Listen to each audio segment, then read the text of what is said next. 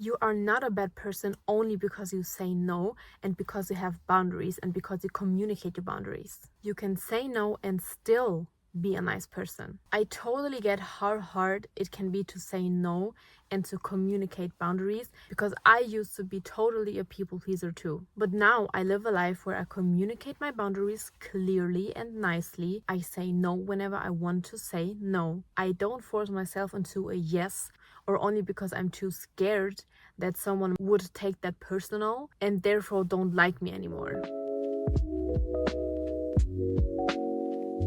Because honestly, if you have people around you that take a no personally and don't like you because you said no or because you honor your own truth and your own boundaries, like, you don't need them in your life. Let them go, because they are clearly taking advantage of you. Because a person that respects you, a person that truly wants the best for you, they care about your feelings. Ignoring your no, ignoring your feelings, ignoring your truth, ignoring your boundaries is not something someone would support that truly likes you, that truly loves you, and that truly cares for you. And the first thing I want to teach you is, don't confuse kindness with self-abandonment. Because here's the thing.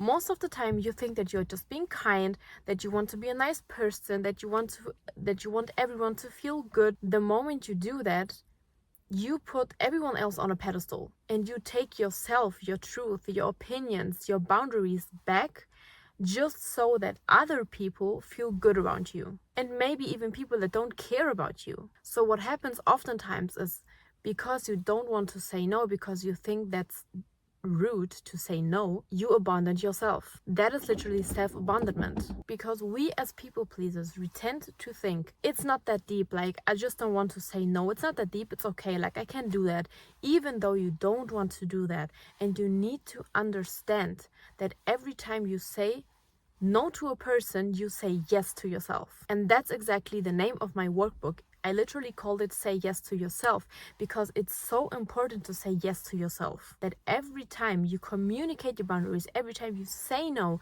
to a person, every time you say no, I don't want to do that, I don't like to do that.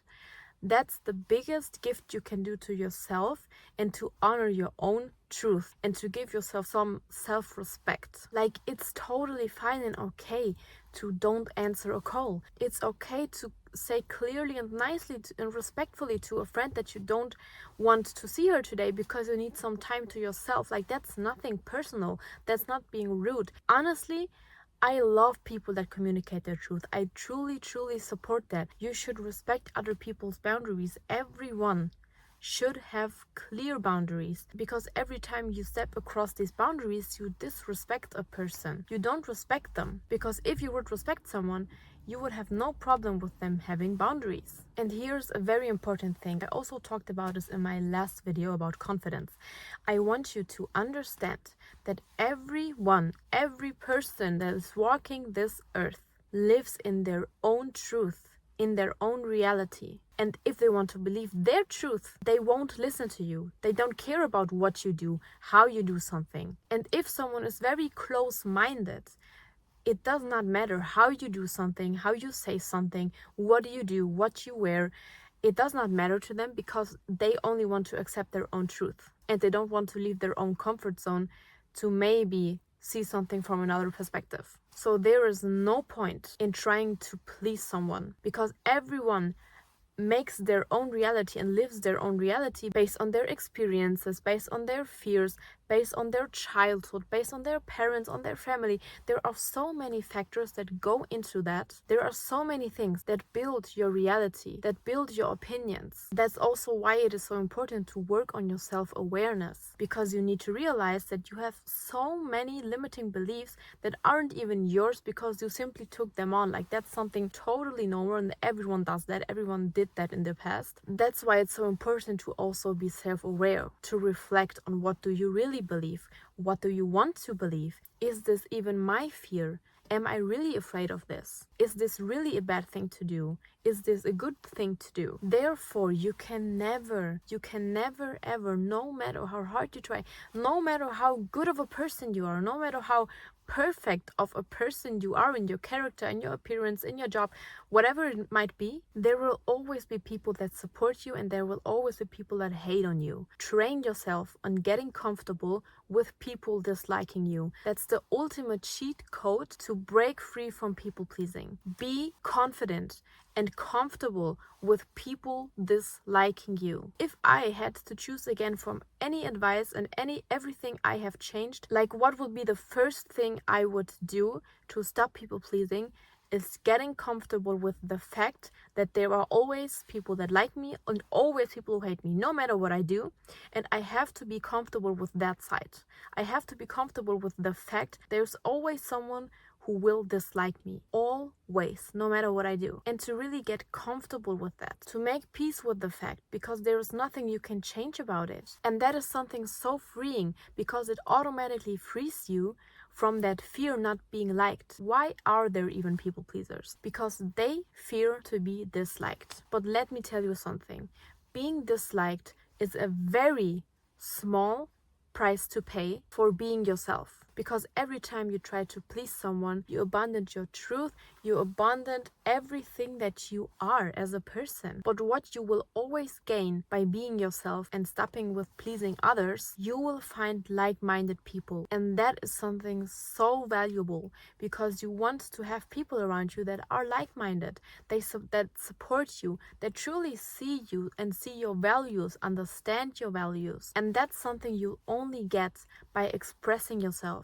And yes, also expressing the negative sides, the bad sides, the sides you right now believe are rude, but they are not. The tone and how you say something always is the key to everything. You can simply say, no, I don't want to do that because I don't feel good today. See how simple but still nice this phrase was. And I clearly communicated that I don't want to do that because I don't feel good. And why would any person on this earth don't understand that? Like, if there's someone that feels offended by that, that's their problem. They really need to work on that. That's not your problem. You have all the rights to decide that you don't want to go to a place. You have all the rights to say no to whatever it is, to really decide what you want in life and what you don't want in life. You have all the rights to take time for yourself, to sleep rather than go out. Honor what your body needs. There should be no one that take that away from you. Honestly, the only thing that is standing between you as a people pleaser and you as a person who communicates their boundaries nicely and clear is yourself. Like, that's nothing hard.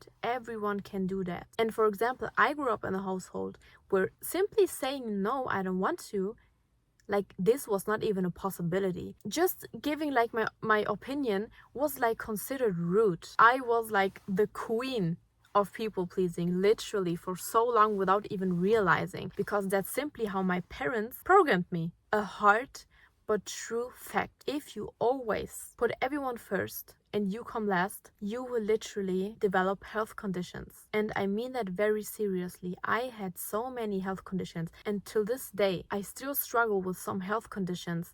And I'm 100% sure it's because the way I used to live my life. Because I always said no to myself. I didn't have boundaries. I didn't give myself some peace.